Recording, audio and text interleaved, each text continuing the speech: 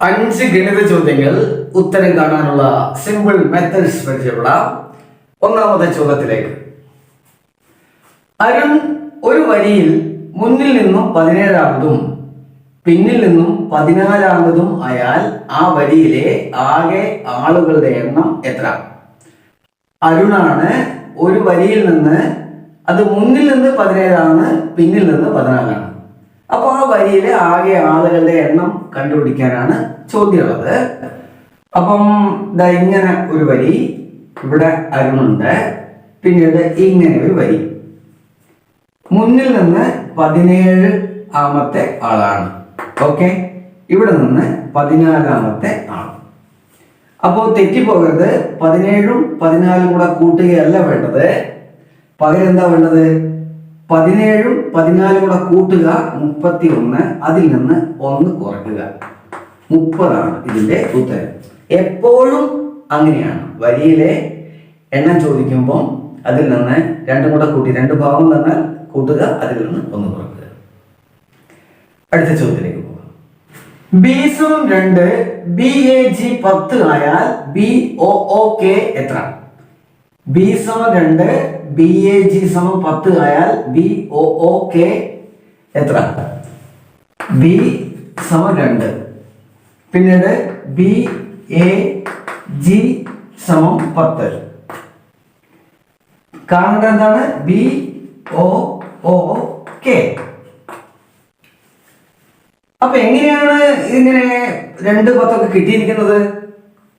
B എന്ന് പറയുന്നത് English അക്ഷരമാലയിലെ എത്രാമത്തെ അക്ഷര? 2ാമത്തെ അക്ഷരമാണ്. അപ്പൊ BAG എങ്ങനെയാ 10 ആയത്? B 2ആണ്, A 1ആണ്, G 7ആണ്. ഇത് 3 കൂടെ കൂട്ടി എത്രയാ? 2ഉം 1ഉം 3ഉം 7ഉം 10ആണ്. അത്രയേ ഉള്ളൂ.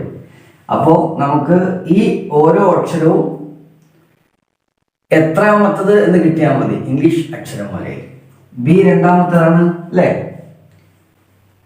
K 11ാമതാണ്. O എത്ര വരും? M 13, N 14, O 15 ആണ് അല്ലേ? അപ്പോൾ ഒരു 15, പിന്നെയും ഒരു 15. അപ്പൊ 2 + 5 + 5 + 11, 15 15 30, 32 32, 32 11 43ആണ് ഇതിന്റെ വില. അടുത്ത ചോദ്യം.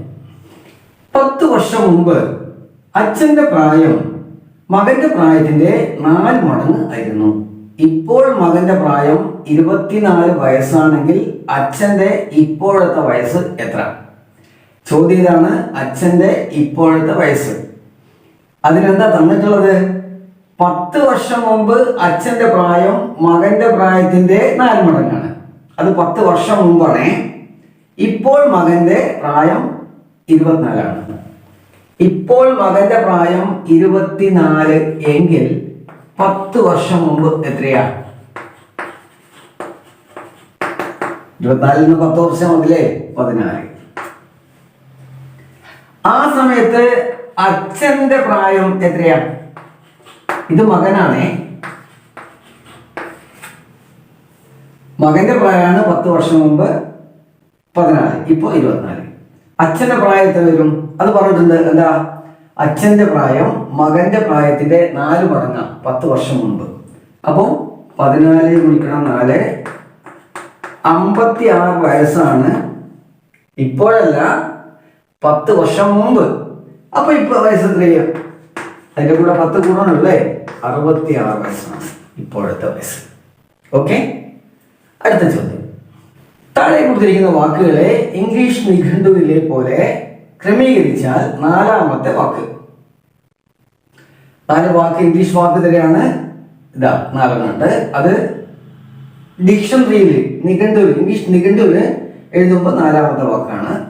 1ാമത്തെ വാക്ക് ഇവിടെ തന്നിട്ടുള്ളത് എ ക്ലൗഡ് ആണ്, CLOUD. 2ാമത്തത് തന്നിട്ടുള്ളത് ക്ലവർ, CLEVER. 3ാമത്തത് കേബിൾ, CABLE. 4ാമത്തത് കേക്ക്. അപ്പോൾ എല്ലാം C ആണ്. അപ്പം ഓക്കെ. രണ്ടാമത്തത് ഇത് എല്, ഇത് എല്, ഇത് എ, ഇത് എ. എ കഴിഞ്ഞിട്ടാണല്ലോ എല്ല് വരിക. അപ്പൊ ഇത് രണ്ടും ഒഴിവായി. ഓക്കെ, ഇതൊക്കെ ആദ്യം വരുന്നതാണ്. ഈ 4 ആദ്യം വരുന്നതാണ്. പിന്നീട് ഇത് രണ്ടും എല്ലാണ്. അപ്പൊ മൂന്നാമത്തെ അക്ഷരം നോക്കണം അല്ലെ. മൂന്നാമത്തെ അക്ഷരം ഒന്ന് ഈ ഒ ആണ്, ഇത് ഇ ആണ്. ഏതാ ആദ്യം വരിക? ഇ ആണ് ആദ്യം വരിക. അപ്പൊ ഇത് മൂന്നാമത് വരും. നാലാമത് വരിക ഏതാണ്?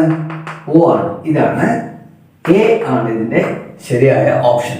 ക്ലൗഡ് ആണ് ഈ 4 വാക്കുകളിൽ നാലാമത്തെ വാക്ക്. അടുത്ത ചോദ്യം. റൂട്ട് ഓഫ് 1.44 സമം. അപ്പോ 1.44ന്റെ സ്ക്വയർ റൂട്ട് ആണ് ചോദിച്ചിരിക്കുന്നത്. 1.44. 144 ആണെങ്കിൽ ഇതിന്റെ സ്ക്വയർ റൂട്ട് എത്ര വരും? 12. ഇതിൽ എത്ര ദശാംശ സ്ഥാനമുണ്ട്? 2 ദശാംശ സ്ഥാനമാണ് ഒരു സംഖ്യയിൽ വരുന്നതെങ്കിൽ അതിന്റെ സ്ക്വയർ റൂട്ടിൽ അതിന്റെ പകുതി ദശാംശ സ്ഥാനം വരും. അപ്പൊ എത്ര? 2നെ 1. അപ്പൊ 2 കഴിഞ്ഞ് ഒരു ദശാംശ സ്ഥാനം. 1.2 അതിന്റെ ഉത്തരം.